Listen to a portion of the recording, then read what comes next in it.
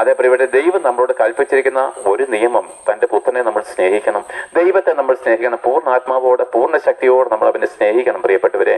കാരണം എന്താണ്? ദൈവത്തിന് അത് നമ്മളോട് പറയുവാനുള്ള അധികാരമുണ്ട്. കാരണം ദൈവം നമ്മളെ സ്നേഹിച്ചതുകൊണ്ടല്ലയോ തൻ്റെ പുത്രനെ തന്നെ.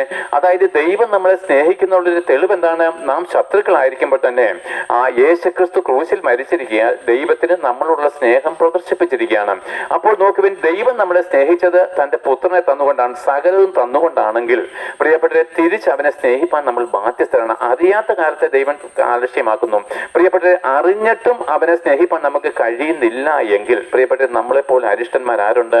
തിന്നുക, കുടിക്കുക, ആനന്ദിക്കുക, നാളെ ചത്തുപോകുമോ? അല്ല പ്രിയപ്പെട്ടവരെ, നമ്മളെന്താണ് മരിച്ചതിന് ശേഷം ഉയർത്തെഴുന്നേക്കുകയും ഈ നമുക്ക് വേണ്ടി ക്രൂശിൽ മരിച്ച് ഉയർത്തെഴുന്നേറ്റ് രാജാവായിരിക്കുന്ന യേശുക്രിസ്തുവിന് മുമ്പിൽ നമ്മൾ കണക്ക് കൊടുക്കുകയും ചെയ്യുന്ന നാളിൽ അവന്റെ രക്തത്തിലുള്ള പാപമോചനം നിങ്ങൾ നേടാതെയാണ് മരിക്കുന്നതെങ്കിൽ, പാപിയായിട്ടാണ് മരിക്കുന്നതെങ്കിൽ പ്രിയപ്പെട്ടവരെ ന്യായവിധി ഭയാനകമാണ്.